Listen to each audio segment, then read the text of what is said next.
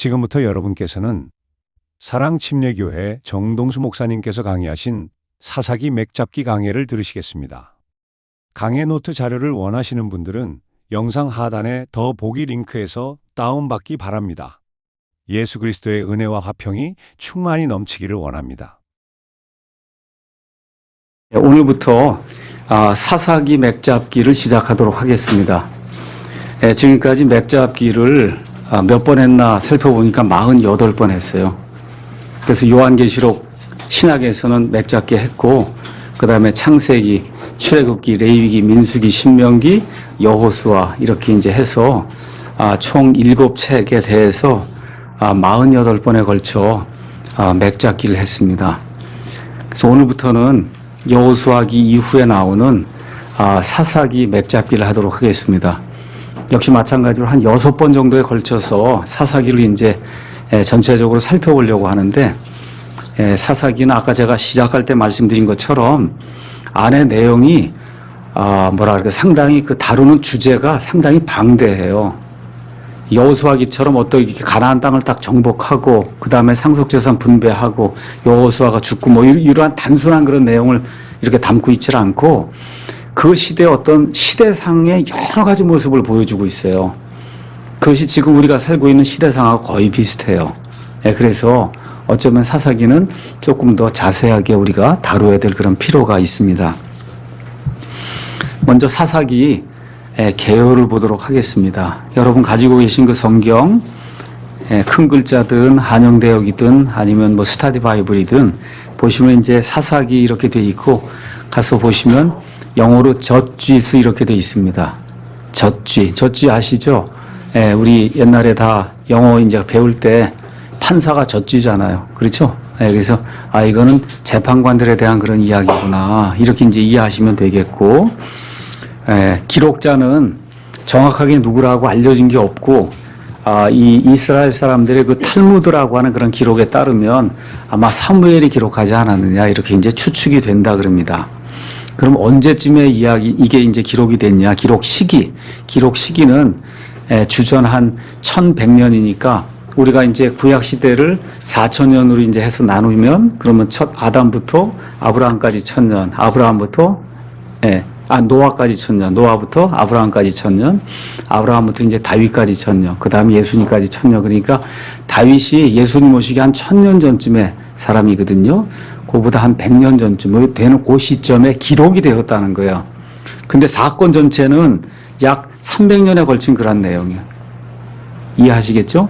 그러니까 왕정이 시작이 됐죠. 아시죠, 여러분? 사무엘기가 시작이 되면서 사무엘이 이제 마지막 재판관으로 나오고, 백성들이 이제 왕을 요구하니까 하나님이 사울을 이제 왕으로 허락하면서 왕정으로 넘어가기 전, 그 시대에, 그래서 가나안 땅을 다 정복하고 분배가 다 끝나고, 그래서 모든 사람이 각각 자기 상속 재산을 이제 차지하고, 그리고 여호수아가 죽은 이후에 그때부터 시작해서 이제 사무엘이 이제 통치하는 그 재판관의 그런 역할을 하는 바로 그 시기, 요때까지 약 300년간의 그 역사를 이 재판관기가 이제 다루고 있는 겁니다. 뭐 수신자는 여러분이 잘 알다시피 1차적으로는 이스라엘 백성이고, 2차적으로는 전 세계에 퍼져 있는 모든 성도들에게 하나님께서 우리에게 이제 말씀해 주십니다. 영어 성경 제목은 제가 말씀드린 대로 젖쥐스 이렇게 돼 있어요. 그러니까 복수로 원래는 재판관들 이렇게 이제 돼야 되는 겁니다. 그래서 그리스어 책명은 크리타이 이렇게 나오는데, 크리타이가 꼭 재판관들을 뜻해요. 그럼 우리말에는 성경에 사사기라고 이제 기록이 돼 있잖아요. 사사기. 아마 제가 알기로는 공동번역인가 어디에는 판관기라고 기록이 돼 있어요. 판관기. 그러니까 죄만 빼고 판관이라고 해서 말 그대로 판단하는 그런 관리다, 이제 이렇게 이제 이해를 하시면 되겠고요. 그래서 우리말의 사사기는 고대 이제 중국의 재판을 담당하는 그런 사람을 사사라고 이렇게 이제 표현했어요. 그래서 여러분 가서 보시면 선비사자 거기에다가 스승 뭐 이런 거 할 때 그런 그 사 아시죠? 그래서 이런 의미가 이제 돼서 사실은 재판관의 그런 의미를 이렇게 드러내주질 못합니다. 그렇잖아요.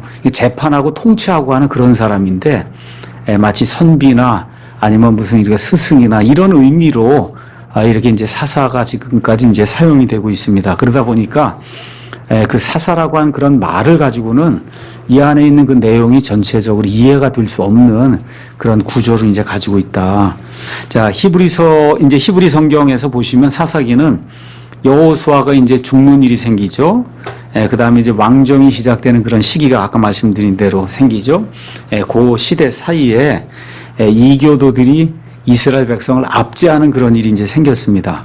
그러던 시대에 하나님께서 일으켜 세우신 그와 같은 하나님의 통치자들이 여러 곳에서 나타나기 시작했습니다. 우리 한번 이 지도를 한번 가서 보시죠. 이 지도 가서 보시면 재판관들의 도시들 해서 한영되어 큰 글자에는 뒤에 있는 부록에 7쪽에 있고 스타디 바이블에는 18쪽에 들어가 있습니다. 그 재판관들의 도시들 이 지도를 가서 보시면 이 안에 이제 이 가나안 땅과 요르단 동쪽에 있는 두 지파하고 반 지파 있는 거 아시죠? 르우벤 지파, 그다음에 갓 지파, 그다음에 므낫세 반 지파 이렇게 있는 거. 여기 지역에 일어났던 재판관들이 이 안에 이제 기록이 돼 있어요. 어떤 색으로 기록이 되냐? 하얀색으로 기록이 돼 있어요. 그렇죠? 그럼 그냥 제가 저 위에서부터 읽어봅니다. 삼갈 보이시죠? 그다음에 엘론, 그다음에 저쪽 옆으로 가면 베들레헴 옆에 이제 입산이라고 있는데 이 베들레헴이 성경에 두 군데가 나옵니다. 여기 베들레헴하고 저 밑에 사해라고 하는데 바로 위에 있는 베들레헴 아시죠? 네, 두 군데가 나와요. 성경에는. 그래서 이 미가서에 나오는 베들레헴 에브라다야 이렇게 나오는 거, 그 에브라다 예수님이 이제 태어난 그 장소는 밑에 있는 베들레헴입니다. 저 위에 있는 베들레헴은 유명한 데가 아니에요. 거의 성경에 몇 번 안 나온 그런 베들레헴이 있다. 이렇게 이해하시고, 그 다음에 저쪽 요르단 동쪽으로 가면 거기 야일이라고 하는 재판관이 나오죠. 예. 그 밑으로 가서 오른쪽에 가면 입다라고 하는 사람이 있습니다. 맞죠? 유명한 입다. 예.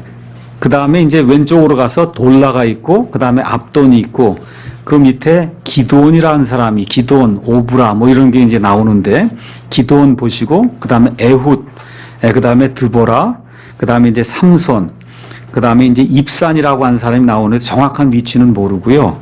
그 다음에 저 밑에 가서 보시면 기리앗 세벨 해서 거기에 온니엘이 나옵니다. 온니엘. 그래서 여기에 이름이 기록되지 않은 한 명의 재판관이 또 있어요. 누구냐 하면 드보라와 함께 이스라엘 재판했던 바락이라고 하는 바락 아시죠? 예, 이 바락이라고 하는 사람이 이제 재판관으로 나옵니다. 그래서 이 사사기를 가서 보시면 이와 같은 총 10명의 재판관이 나온다. 이렇게 이제 여러분이 기억을 하시면 되겠습니다. 이들의 이제 도시들이 나와 있으니까 그거 이제 보시고요. 자, 그래서 하나님이 이스라엘 백성이 탄식하고 고통 중에 빠지게 될 때 그 이유는 뭐냐? 하나님을 배반하고 떠난 거거든요. 이렇게 될 때 하나님께서 그들을 구출하시기 위해서 구원자 아니면 구출자를 보냈어요. 그 구원자나 구출자를 히브리 말로 여기 이제 복수를 쓰면 쇼페팀 이렇게 이제 되고요. 그 다음에 단수를 쓰면 쇼펫 이렇게 이제 됩니다. 이런 사람들을 일으켰어요. 그 사람들을 우리가 영어로 번역하면서 그거를 젖쥐 이렇게 이제 표현하면서 재판관이라고 이제 표현한 겁니다. 그래서 이 히브리 말 여기에 재판관은 영어나 아니면은 우리 한국말이 표현하는 그 재판관 판사하고는 뜻이 굉장히 많이 다릅니다. 뜻이 많이 달라요. 그래서 지금 우리가 보통 판사, 그 젖쥐잖아요. 그렇죠? 그거 해봐야 어느 뭐 구역이나 뭐 요런 데 이렇게 담당해서 이런 거 옳고 그런 거 판단해주는 그런 사람인데, 고대 국가에서 이 말은 국가의 순회를 표현할 때도 쇼펫 아니면 쇼피팀이라고 하는 그런 말이 이제 사용되니까 거의 왕이나 마찬가지인 그런 사람을 가리킬 때 이 히브리 말이 이제 사용이 됐다. 제가 아까 말씀드린 대로 제가 아까 10명이라고 했는데 12명이 나옵니다. 12명. 12명의 재판관이 나오고 9장에 가서 보시면 아비멜렉이라는 사람이 나와요.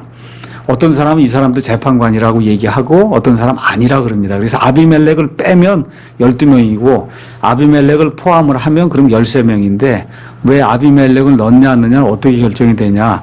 아비멜렉은 하나님이 세운 재판관이 아니라 스스로 재판관이 돼서 그래서 이 이스라엘을 학대한 재판관이에요.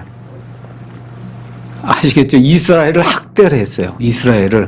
이런 재판관이기 때문에 대부분의 경우 아비멜렉은 수에 넣지 않고 그래서 이제 총 12명의 재판관이 여기 사사기에 이제 기록이 되어 있습니다.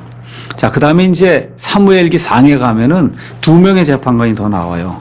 여러분 잘 아시는 엘리, 그 다음에 마지막 재판관 사무엘. 이렇게 해서 아비멜렉까지 포함하면 성경의 총 재판관 수가 몇 명이냐? 15명입니다. 아비멜렉을 빼면 14명이고 그렇게 이해를 하시면 되겠습니다.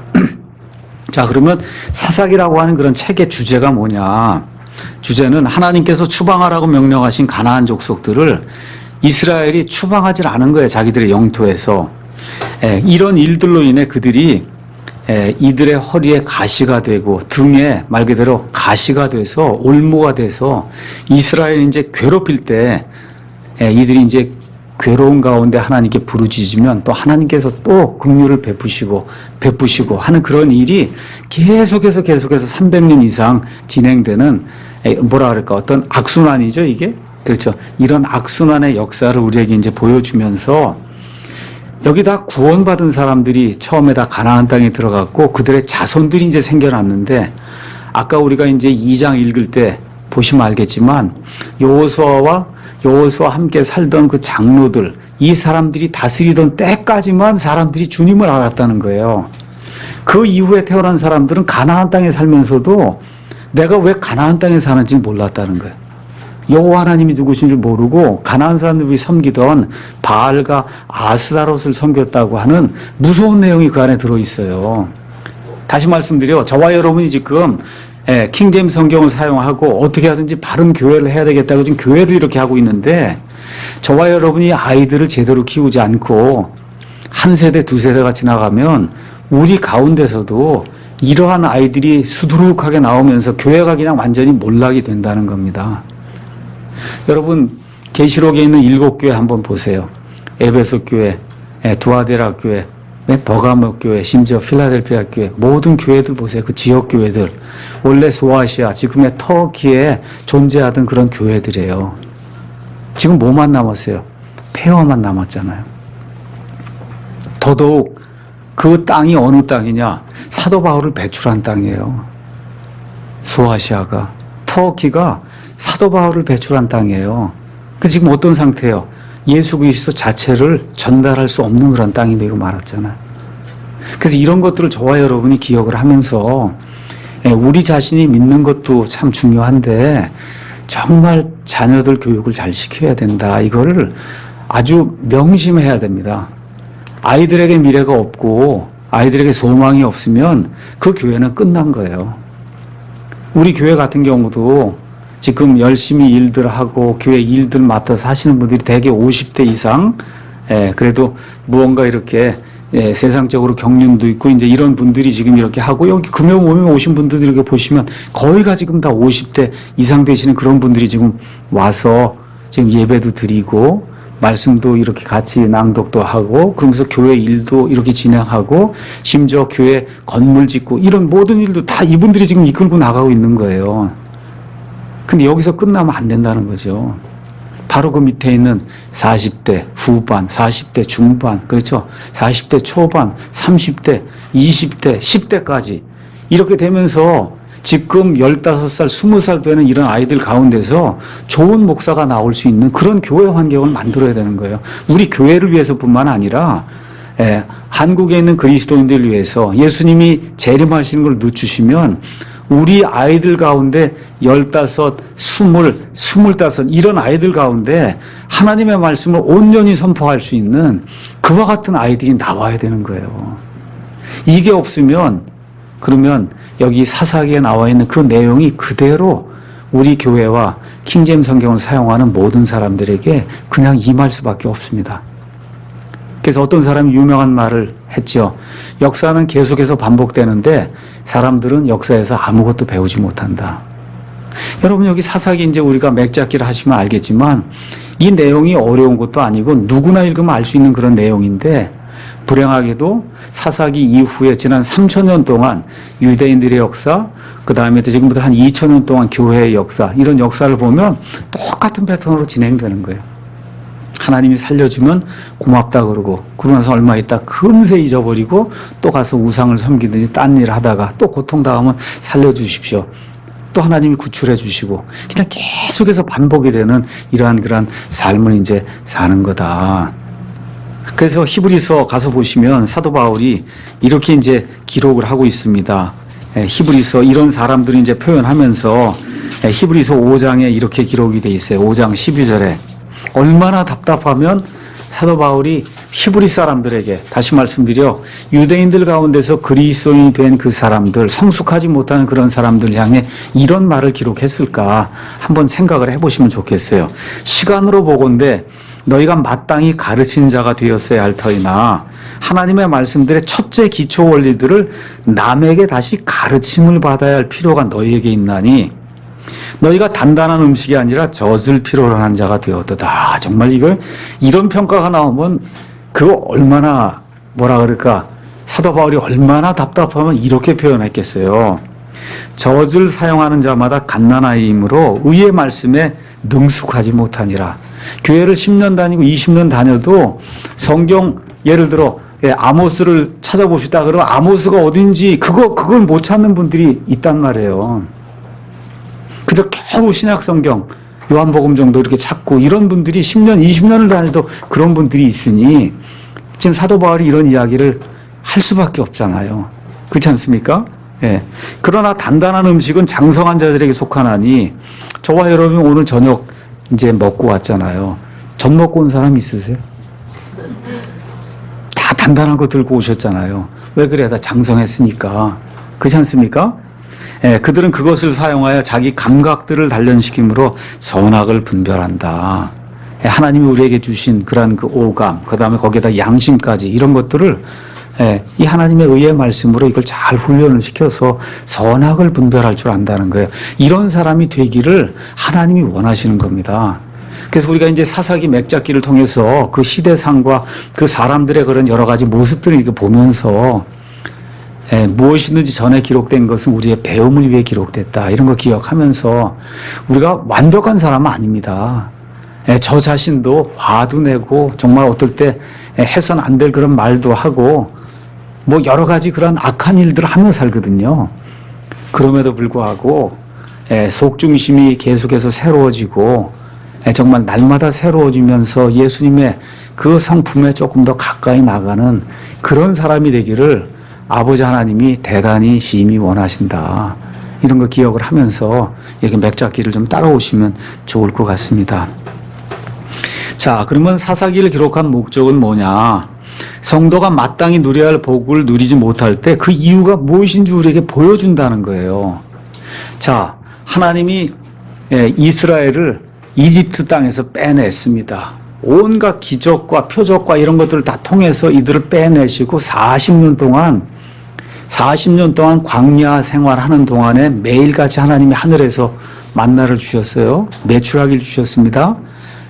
발이 부르트지 않게 해주셨어요. 옷이 헤어지지 않았어요. 40년 동안 똑같은 옷이 어디 있어요. 그렇잖아요. 똑같은 옷을 입었는데 40년 동안 신발이나 옷이 헤어지지 아니하는 눈에 보이는 그런 기적을 매일같이 보여줬단 말이죠. 그러고서는 결국 하나님께서 요르단강을 건너게 하셔서 그래서 이 강성했던 그런 가나안 족속, 특히 아낙 족속과 같은 그런 거인들까지 다 물리칠 수 있도록 하나님이 이렇게 베풀어 줬잖아요. 그러면 이렇게 해서 가나안 땅을 차지했으면 그럼 어떻게 해야 돼요? 가나안 땅의 아름다움과 가나안 땅의 선한 것과 가나안 땅의 복을 누려야 되는 거 아닙니까? 저와 여러분 지금 예수님을 믿잖아요. 그렇죠? 이 땅에서 여러 가지 어려움이 있어요. 그럼에도 불구하고 소망이 뭡니까? 우리가 예수님 공중 강림하실 때 우리가 함께 공중으로 채 올라가 예수님과 함께 영원 무궁토록 공동 상속자로서 하나님의 모든 것을 나눈다는 그와 같은 소망을 우리가 가지고 있죠. 그렇지 않습니까? 하나님의 백성이라면 당연한 거예요. 근데 여기 지금 이스라엘 백성은 땅의 백성이에요. 땅에 있는 백성. 그렇기 때문에 하나님이 주신 땅, 하나님이 정복하라고 허락하신 땅, 그 땅에 들어가서 하나님이 원래 누리라고 하는 그 복을 반드시 누려야 되는 그런 백성인데 사사기를 이제 가서 읽어보시면 그 일이 실제로 안 생긴단 말이에요. 그럼 이유가 있을 거 아니에요. 그 이유가 여기 나와 있는 거예요. 그래서 이거를 영적으로 우리에게 이제 적용을 하면 구원받으면 하나님께서 주시는 그러한 평강과 기쁨과 그렇죠? 안위와 이게 잘 산다는 얘기 하는 거 아닙니다. 우리는 지금 하늘의 백성이기 때문에 이 땅에는 백성하고는 일단 복의 개념이 틀려요. 신약에서는. 그럼에도 불구하고 확률적으로 저와 여러분이 술, 담배 안 하고 그러면 어때요? 건강이 술, 담배 하는 사람보단 건강이 더 잘 유지가 될 수 있는 거고 오래 살 수 있는 거고 또 그리스도인이 된다 그러면 열심히 일을 하기 때문에 일하지 않는 그런 사람들에 비하면 조금 더 잘 살 수 있는 그런 복이 확률적으로 더 크단 말입니다. 그렇잖아요. 그래서 그런 것도 있고 아이들도 제대로 교육을 시키면 아이들 품성도 좋아지고 이렇게 되면 부모도 공경하고 이런 일들이 선순환으로 이렇게 돌아간단 말이에요. 이게 그리스도인이 올바로 이렇게 행하게 될 때. 근데 어떻게 예수님 믿었는데 믿지 않는 사람보다 못하다 이런 얘기가 평생 쫓아다니면 이게 조금은 좀 문제가 있는 거 아니겠어요? 아니 내가 사도 바울이니까 그렇지 이렇게 생각하시면 안 돼. 그거는 그건 그렇게 생각하시면 안 돼. 그거는 정말 사도 바울과 같은 경우는 정말 특별한 그런 경우로 예외인 경우를 생각해야지. 이렇게 고통당하고 너무 그냥 엄청난 재난만 나한테 닥치고 그러면 내가 사도 바울처럼 핍박을 받는다. 이렇게 생각하시면 안 되고 이렇게 문제가 자꾸 끊임없이 나와 가정에게 문제가 생긴다. 이렇게 될 때는 이 사사기에 있는 그러한 그 기록을 이렇게 보시면서 내게 무슨 문제가 있는가 이거를 잘 살펴봐야 된다는 거죠. 거기에 대한 해결책을 알려준다는 거예요. 거기에 대한 해결책.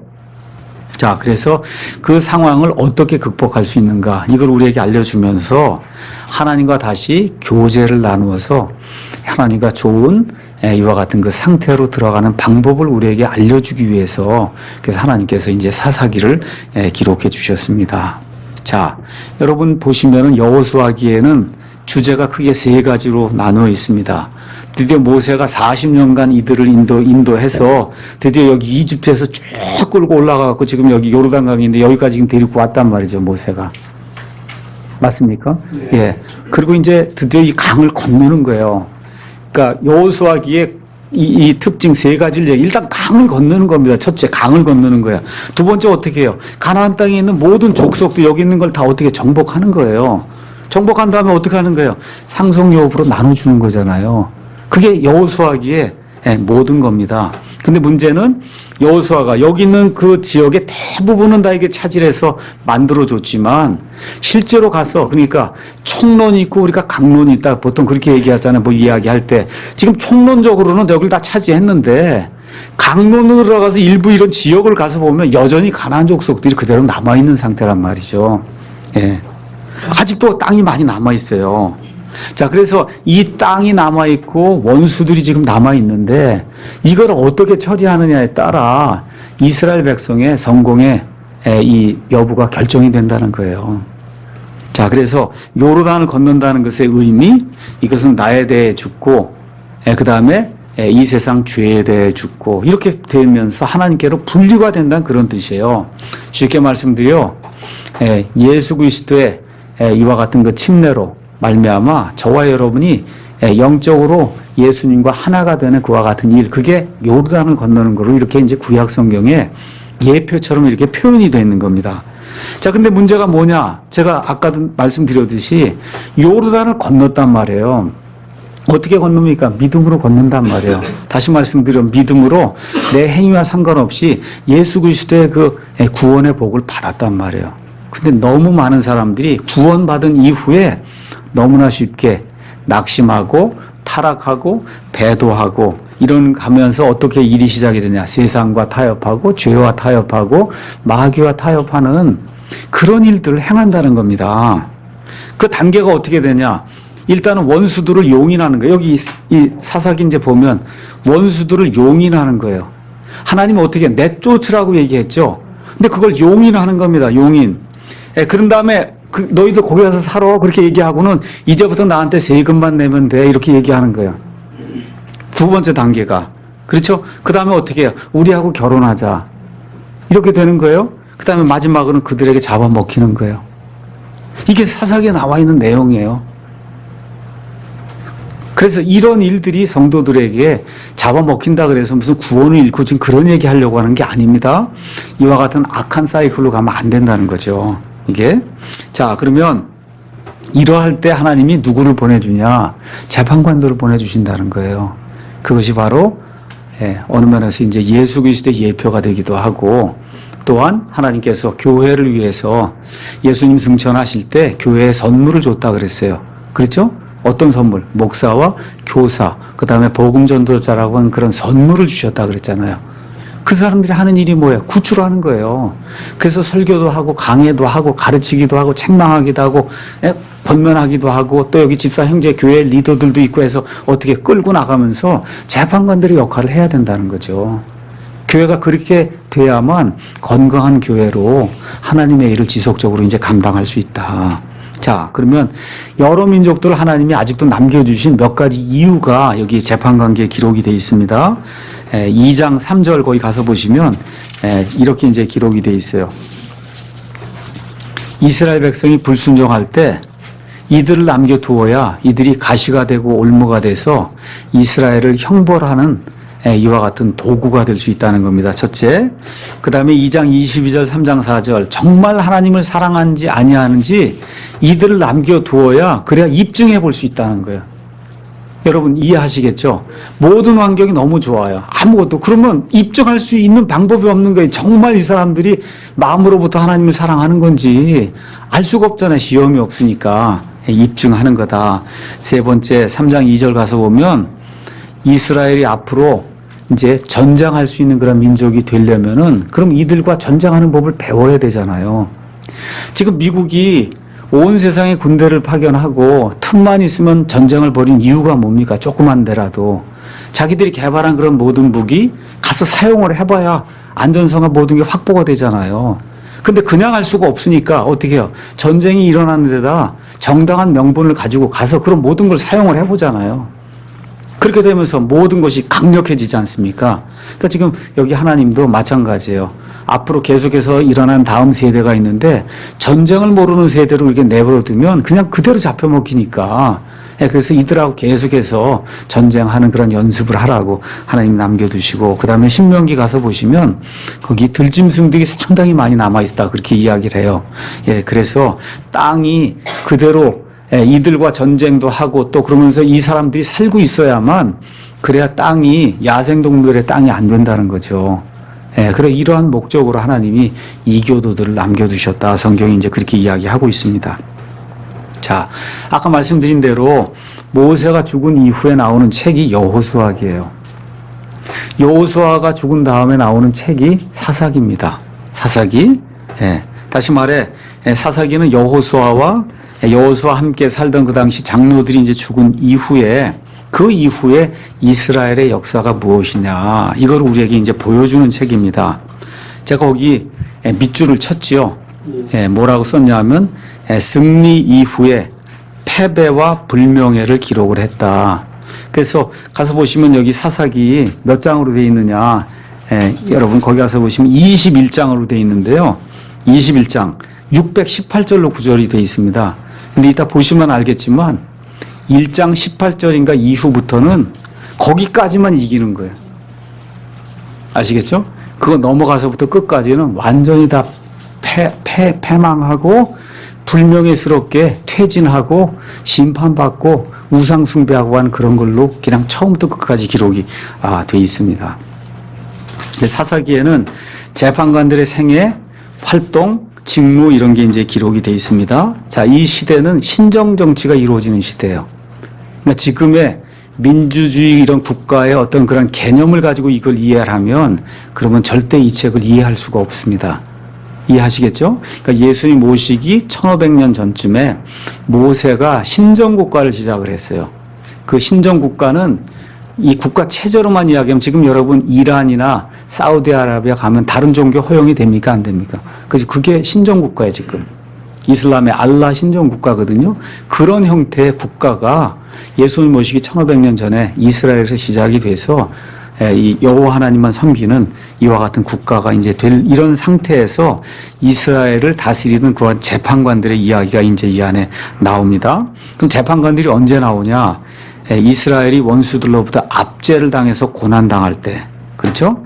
그 다음에 이스라엘의 권리와 자유를 지켜야 할 때, 그 그 다음에 이스라엘의 군대를 인도해서 적군을 쳐야 할 그런 시점에 또 이 공의를 수행할 때, 그래서 여러분 젖쥐라고 하는 그런 단어가 나오는데 젖쥐의 명사형은 젖쥐먼트예요.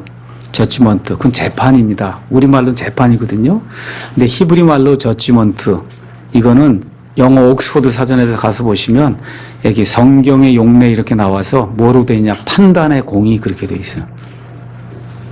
그러니까 판단할 때 공의를 베푸는 거, 베풀어야만 되는 거, 그거를 저지먼트라고 표현하고 있어요. 저지먼트. 우리 성경에 그렇게 다 기록이 되어 있습니다. 판단의 공의, 공의. 그러니까 공의, 짧게 개혁 성경은 다 공의로 번역했어요. 저지먼트. 그래서 어떤 분들이 그렇게 이야기해요. 아니 이게 저지먼트란 단어가 어떻게 공의인가? 개혁 성경 가서 보시면 다 공의로 되어 있어요. 그게 맞아요, 공의. 근데 공의가 보통 공의가 아니라 판단할 때의 공의, 재판할 때의 공의. 아시겠죠? 그런 의미의 공의를 이야기해서 그래서 개혁 성경은 처음부터 끝까지 그 단어 저지먼트를 공의로 번역했습니다. 저희 성경은 판단의 공의라고 그래서 그렇게 이제 원래 뜻대로 이제 번역을 했습니다. 자, 사사기는 아까 말씀드린 대로 21장으로 구성되어 있는데 이 안에 이제 12명의 재판관들의 이야기가 나와요. 근데 기억하셔야 될 게 있어요. 많은 분들이 이게 시대적으로 쭉 연대기를 따라 기록이 되어 있구나 이렇게 생각하시면 그러면 재판관기 오해하기 쉽습니다. 재판관기는 연대기로 기록된 게 아니라는 거 기억을 하시고 그 다음에 재판관이 12명이 나오니까 요렇게 해서 각각의 재판관이 다스리던 시기가 다 다르겠구나 또 이렇게 생각해도 안 된다는 거예요. 어떻게 겹치는 때가 있다는 겁니다. 아시겠죠? 예, 그러면 거기 재판관들이 누구는 몇십 년, 누구는 몇 년 이거 쭉 다 더하면은 그럼 아까 이게 한 300년 정도 된다고 말씀드렸잖아요.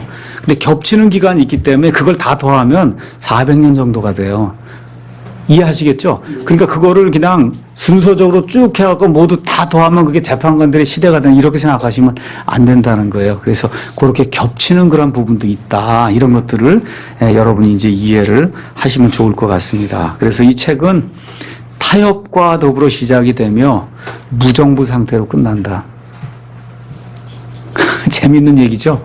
예, 교회도 마찬가지입니다. 지역교회도 처음에 이렇게 교회가 되고 이렇게 할 때 사람들이 들어오고 할 때 모든 것들을 용인하기 시작하면 그러면 어떻게 돼요? 타협이 시작이 되잖아요.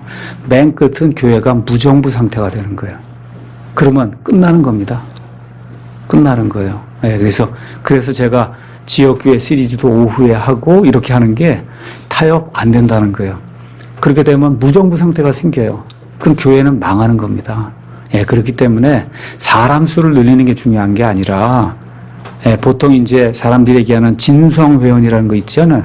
그런 식으로 이 지역교회도 정확하게 이 교회의 모든 철학과 그 다음에 사상과 그렇죠 믿음과 이런 모든 거에 동의하는 사람만 이 교회 정식 멤버가 돼야 되고 그렇지 않은 분들은 멤버 아닌 상태로 와서 말씀도 듣고 교제도 하고 다 할 수는 있지만 교회 일을 집행하거나 교회 일을 처리하는 데 있어서는 아무 권리가 없는 거예요.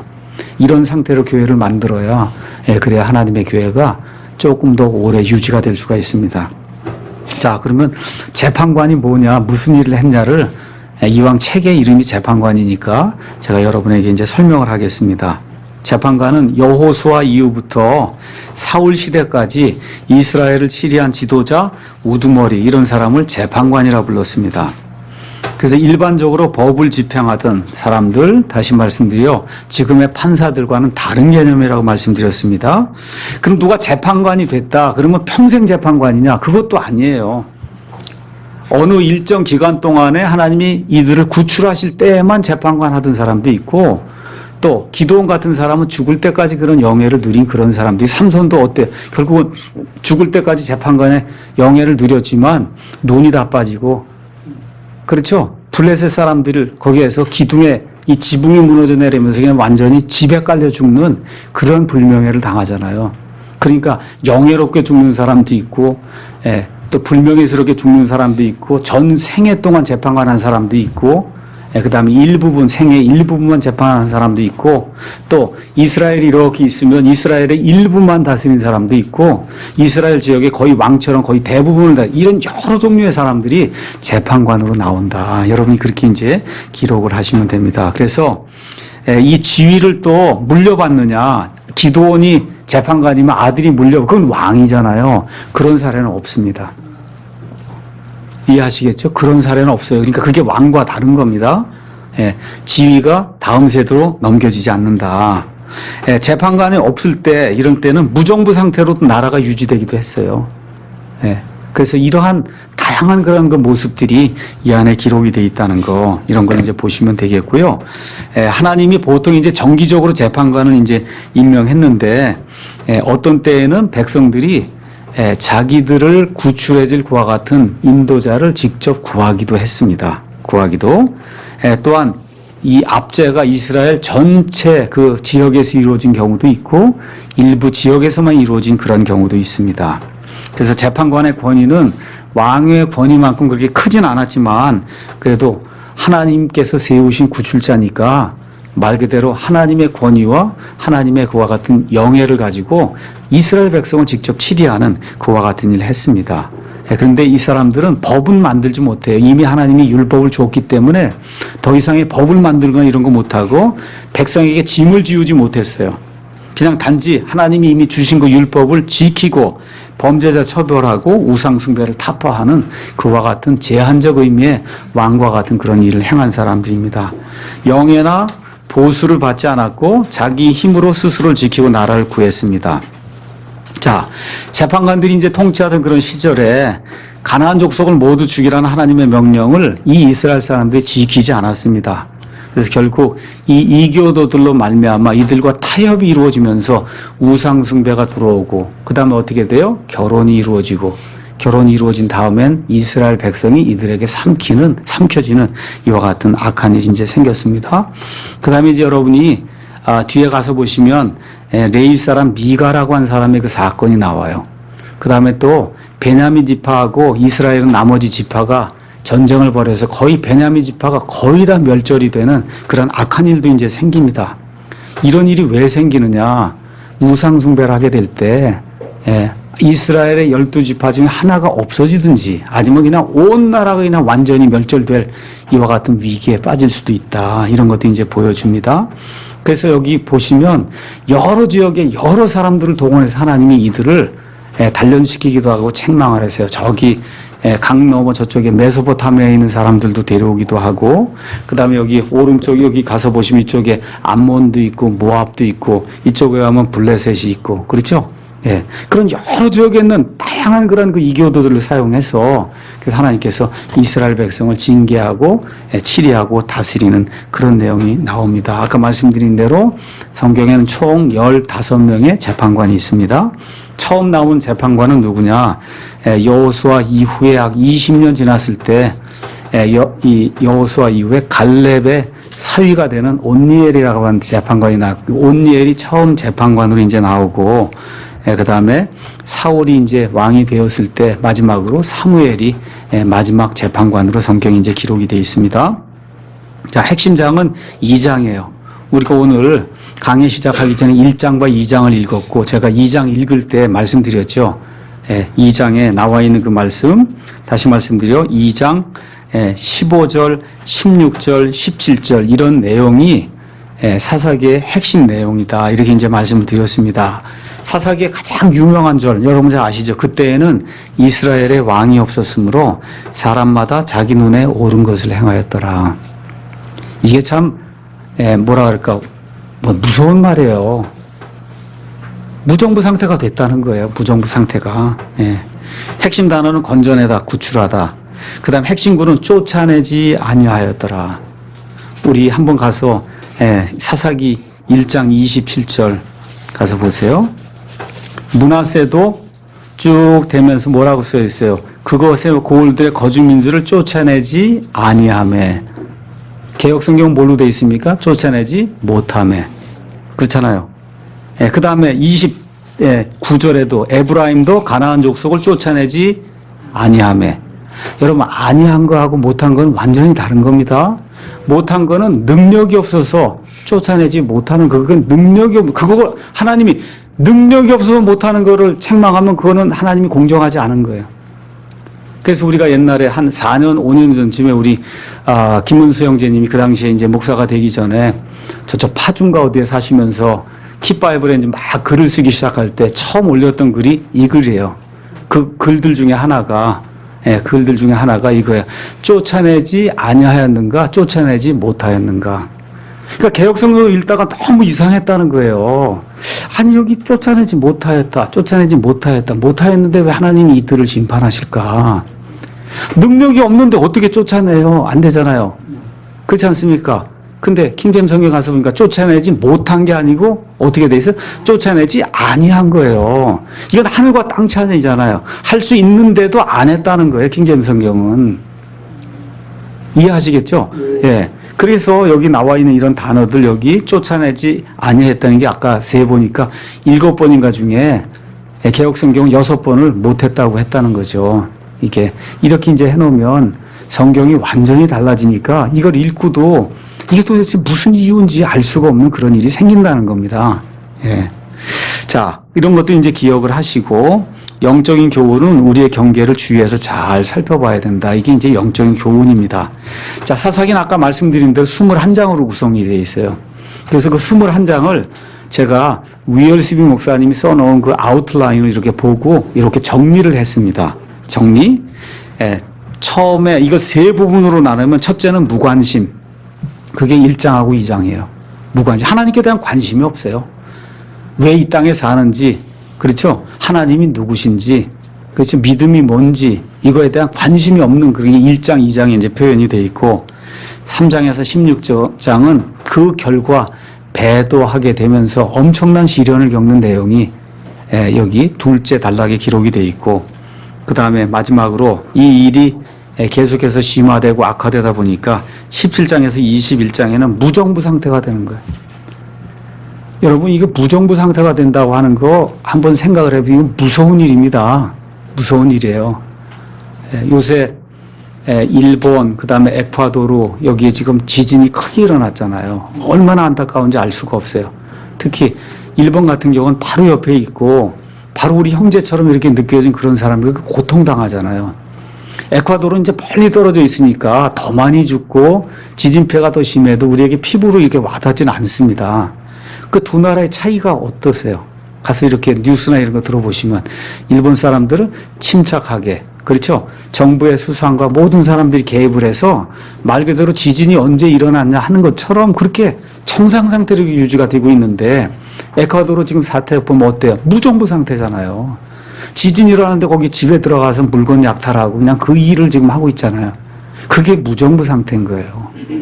그러니까 이스라엘 백성이 하나님을 버리고 우상 숭배를 하게 되고 하나님의 징계가 임하니까 말 그대로 무정부 상태가 된 거예요.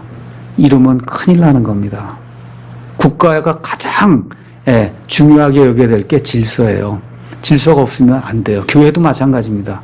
질서가 없으면 절대 그 국가나 교회가 세워질 수가 없습니다.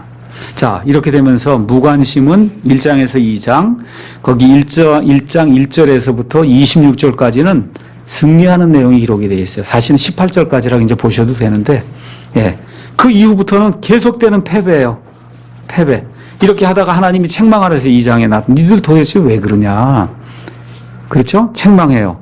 그 이후부터 다른 신들을 섬기는 역사가 이제 기록이 되면서 12명의 재판관이 나옵니다. 처음에 온니엘, 그 다음에 에훗, 그 다음에 삼갈, 드보라와 바락, 그 다음에 기드온, 그 다음에 아비멜렉이 나오는데 9장에 제가 아까 말씀드렸듯이 아비멜렉은 재판관으로 보는 사람도 있고 보지 않는 사람도 있는데 보지 않는 사람이 더 많습니다. 그러니까 아비멜렉 빼고 12명이다.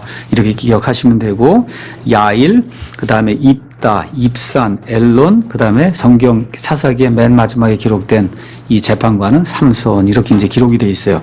그 옆에 가서 보시면 이방 민족들이 나와요.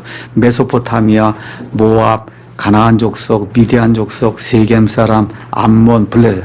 그렇죠? 주변인 여러 지역의 여러 사람들을 사용하셔서 하나님이 이들을 징계하신 그런 내용이 그 안에 기록이 되어 있습니다. 이게 무정부 상태가 되니까 사람을 막 죽이는 일이 생겨요.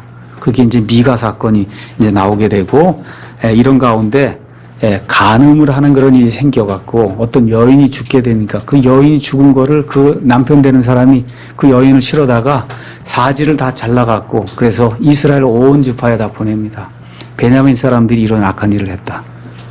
그렇죠. 완전 무정부 상태가 된 거예요. 이렇게 되니까 나머지 11지파가 그냥 화가 치밀어 올라서 이거 행한 자가 누구냐 해서 베냐민을 치려고 하는데 베냐민 지파가 그 일 행한 사람들 놔주질 않으니까 결국 11지파하고 베냐민하고 싸워서 베냐민이 겨우 몇 사람만 살아남는 이런 악한 일 그게 이제 생기게 됩니다. 그래서 이런 내용들이 여기 사사기에 이제 기록이 되어 있습니다.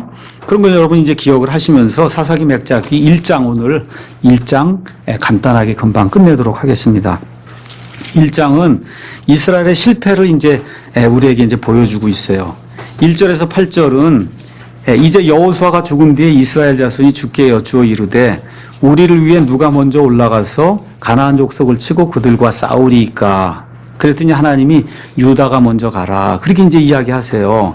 그랬더니 유다가 자기 형제 시므온 지파를 불러서 나하고 함께 가자. 그렇게 얘기하는 내용이 나옵니다. 이스라엘의 12지파 그 다음에 있는 그림을 이제 다시 한번 보세요. 지도. 예. 이 지도 가서 보시면 12지파에게 여호수아가 나눠준 땅이 나옵니다. 근데 지난번에 여호수아 맥작기 설명할 때 유다가 이 맨 밑에 있죠. 근데 유다가 땅이 워낙 넓으니까 유다의 땅의 일부를 누구에게 줬다 그랬어요? 시므온에게 줬다 그랬죠? 그러니까 지금 유다를 하나님이 유다야, 이제 올라가서 나머지 것들 이거 다 정리하고 정복을 해라. 그랬더니 유다가 너랑 나랑 같이 사니? 같이 살잖아요, 지금. 예, 그러니까 시므온 보고 같이 올라가 싸우자. 그래서 둘이 이제 올라가서 싸우는 내용이 이 안에 이제 기록이 돼 있는 겁니다. 그래서 이제 처음으로 나오는 사람이 누구냐? 베색에 거하던 아도니 베색이라고 하는 그런 사람이 있는데 이 사람이 아주 악명이 높은 사람이에요. 7절 가서 보니까 전에 70명의 왕들을 잡아다가 엄지손가락, 엄지발가락을 다 잘라서 그래서 이제 죽였다는 게 아도니 베색이. 이스라엘 사람들이 그 이야기를 듣고 아도니 베색을 쳐서 어떻게 죽여요? 엄지손가락, 엄지발가락을 다 잘라내고 그러고서 이를 죽이는 이와 같은 일이 시작이 되면서 이제 승리가 이제 시작이 된 겁니다. 아도니 베색. 자, 그 다음에 이제 나오는 게 뭐냐 하면 헤브론이 있어요. 여러분이 가서 보시면 여기 유다 지파 여기 있는데 여기 예루살렘 저 밑에 가면 헤브론이 있죠.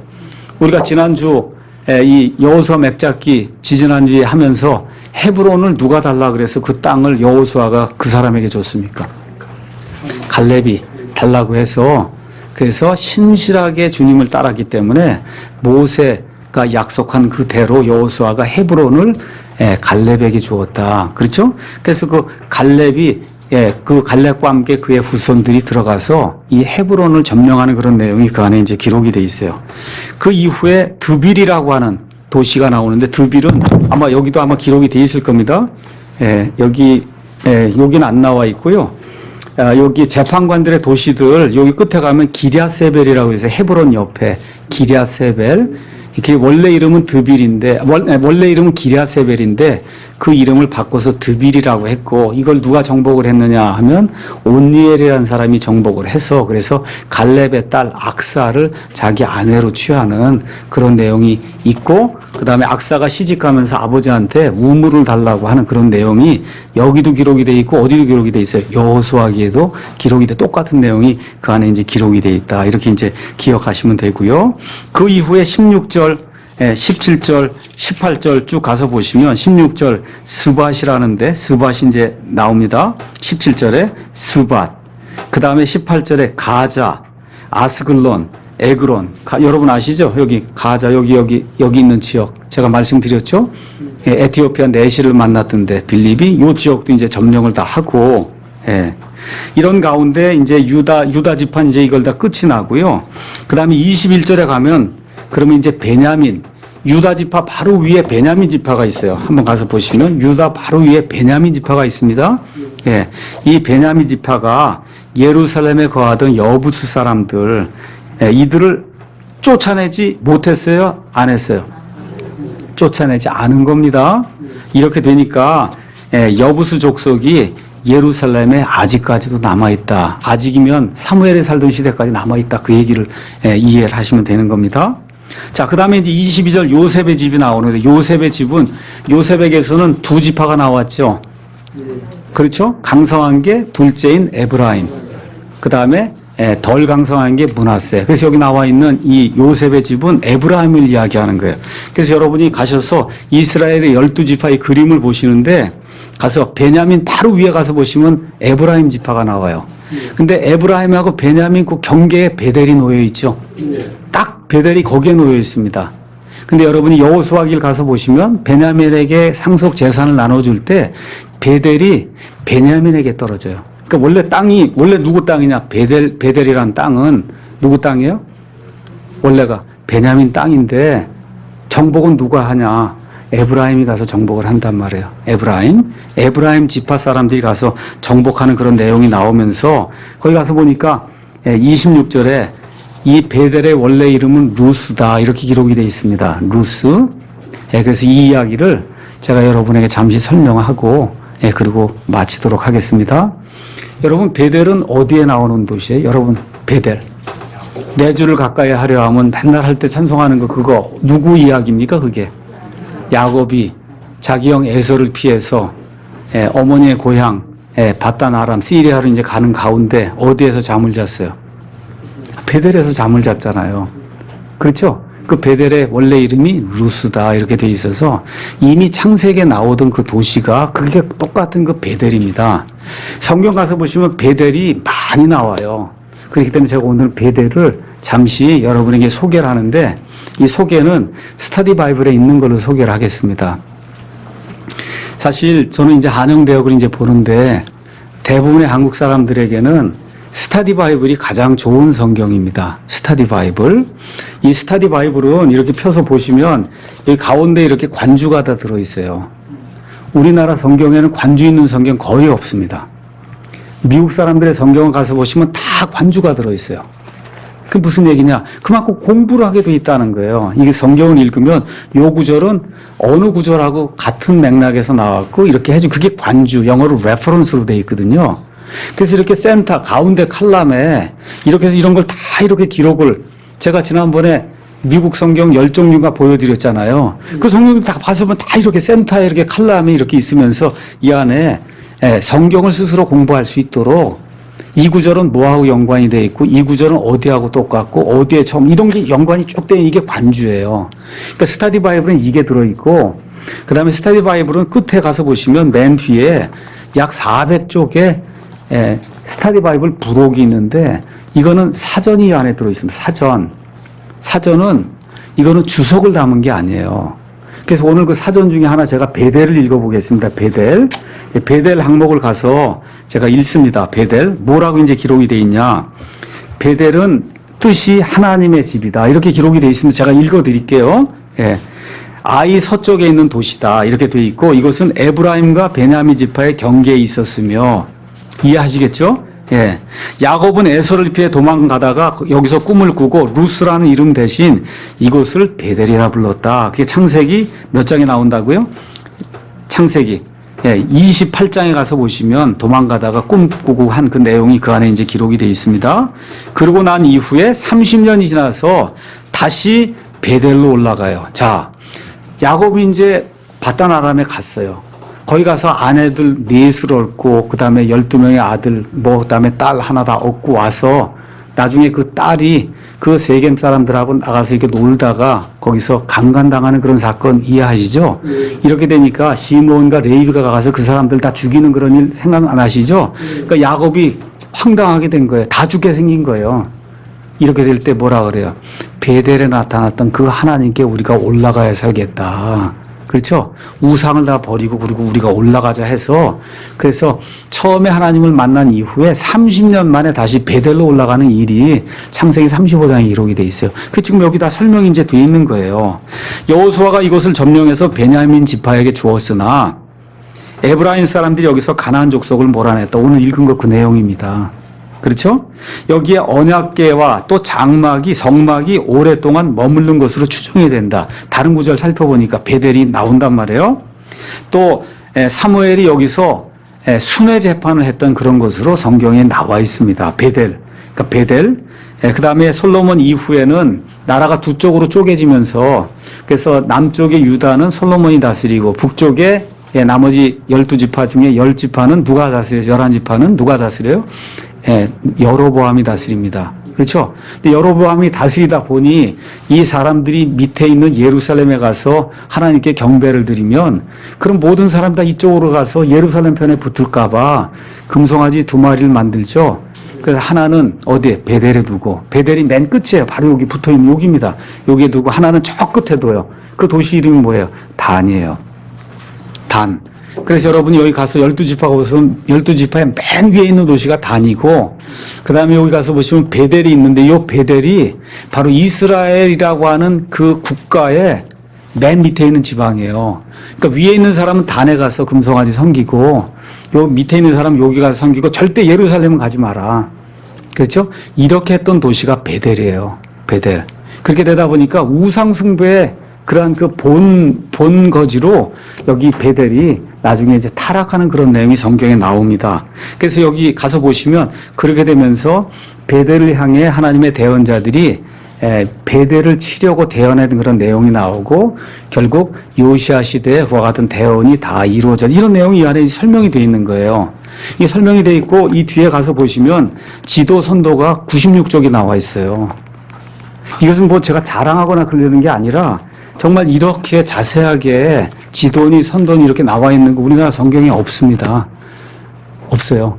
그러니까 이걸 가지고 있으면, 예를 들어 여기 이스라엘의 7명절 다 설명이 되어 있습니다. 이스라엘의 그 다음에 이 헌물제도 이렇게 다 설명이 되어 있고, 뭐 사탄의 삼위일체 이런 모든 게 다 이렇게 설명이 되어 있어요. 사탄의 역사 처음부터 끝까지 시작이 어떻게 되어 있고, 이런 내용들이 이 안에 있으니까 말 그대로 이거 하나 저와 여러분이 가지고 있으면 언제라도 그냥 펴서 가나안 족속, 여기 가서 가나안 족속 찾으면 가나안 족속에는 몇 족속이 있고 시작은 어떻게 됐고, 그렇죠? 어떤 일들을 하고 가나안, 이 모든 내용이 이 안에 설명이 되어 있으니 스스로 성경을 공부할 수 있단 말이에요. 그래서 이름이 스타디 바이블입니다. 근데 성경을 출간한 제가 이게 보니까 가장 안 나가는 게 이 성경이에요. 가장 안 나가는 게 묘해요. 그래서 하여튼 가장 안 나가는 게 이 성경이고, 같은 성경도 이 성경이 가장 안 나가요. 뭐예요? 열려 있는 게 안 나가고 닫혀 있는 것만 90% 정도 나갑니다. 뭐예요? 이렇게 닫혀 있는 거 있잖아요. 이렇게 이게 지퍼로 닫혀 있는 게 90%, 그다음에 열려 있는 성경 한 10%, 이렇게 되고, 이 큰 글자 성경 여러분 보시면 큰 글자 성경엔 아무것도 없습니다. 그렇죠. 공부할 수 있는 게 뒤에 지도 몇 개 빼고 아무것도 없어요. 그걸 또 많이 찾으세요. 그럼 여러분 이렇게 보시면 이게 어떻게 돌아가는 거 이해하시겠죠? 우리 킹잼 성경을 쓰시는 분들 가운데도 그렇게 연구를 하거나 이런 분들은 그렇게 많지 않구나. 디모데후서 2장 15절 가서 보니까 너는 진리의 말씀을 바르게 나누어 내 자신을 하나님께 인정받은 자로 부끄러울 것이 없는 일꾼으로 나타내도록 연구해라. 제가 오늘 아침에 피터 와크만 박사님 기리는 그런 글을 간단하게 킵바이블 사이트에 올렸어요. 올해 향년 94세, 만 94세 5개월인가로 어제 돌아가셨어요. 어제. 그렇게 해서 제가 거기 썼듯이 하나님과 함께 있다. 그렇게 미국 사람들은 그렇게 표현해요. He went to be with the Lord 이렇게 했어요. 하나님과 함께 있으려고 갔다 이렇게 표현해요. 여러분 이해하시겠죠? 말이 얼마나 멋있는지 몰라요. 우리 아버지가 하나님과 함께 있으려고, 주님과 함께 있으려고 갔다. He went to be with the Lord. 그래서 주님과 함께 있으려고 갔다는 거예요. 그렇게 표현해요. 이 성도들이 죽은 것을. 그러니까 우리는 그거를 소천했다 그러죠. 하나님이 부르셨다. 그렇잖아요. 그게 그런 얘기거든요. 제가 참 그분 그 소식을 오늘 아침에 듣고 참 안타깝다 그런 생각이 들더라고요. 제가 글을 쓰거나 이럴 때 그분의 어떠한 과격한 그런 부분들, 이런 부분들을 어쩔 수 없이 언급해야 되다 보니까 그분의 너무 많은 그런 장점들, 이거 자체를 혹시 무시한 게 아니었나 이런 좀 반성도 좀 들고, 그 다음에 실질적으로 우리가 이제 킹잼 성경을 하고, 제가 요새도 이제 글을 다 써서 올리고 하지만 그러한 많은 방대한 그런 지식과 이런 그 성경 사본학에 대한 이거는 세계 최고예요. 말 그대로. 목회하는 거, 목회자로서의 그 심성, 목회자가 어떻게 해야 되는가, 강해하는 거, 어느 누구도 따라올 수 없을 정도로 훌륭한 그런 분입니다. 다만 몇 가지 이제 극단적인 그런 요소가 있기 때문에 많은 사람들이 그분을 이제 경계하고 하는 게 있지만 실질적으로 대단히 훌륭한 그런 분이에요. 그래서 오늘 아침에 이제 사무엘기 하에 있는 사울과 요나단이 죽었을 때 다윗이 그들을 기리는 그와 같은 그 시편 그 말씀 거기 애가를 올렸는데 저 역시 똑같은 그 애가를 올렸어요. 너무나 귀중한 그런 분이 정말 하나님과 함께 하기 위해서 어제 하늘나라로 가셨습니다. 그래서 이런 것들 제가 왜 말씀을 드리느냐, 성경을 연구해야 된다는 거죠. 공부해야 살 수가 있습니다. 그래서 요새 강조하는 말이 알아야 산다. 얼마를 제가 강조하는지 몰라요. 알아야 산다. 심지어 영생은 이것이니 곧 그들이 유일하신 참 하나님과 그분께서 보내신 자 예수 그리스도를 아는 거다. 그러니까 믿음은 아는 것에서 나오는 거예요. 이런 것들 기억을 하면서 그런 훌륭한 그 선진, 믿음의 선진, 이런 분들이 그렇게 알려주고 지키고 확신을 주고 싶어 했던 거, 그건 뭐예요? 성경에 대한 확신. 그렇죠? 이런 것들을 다시 한번 생각하는 그런 계기가 되면 좋을 것 같습니다.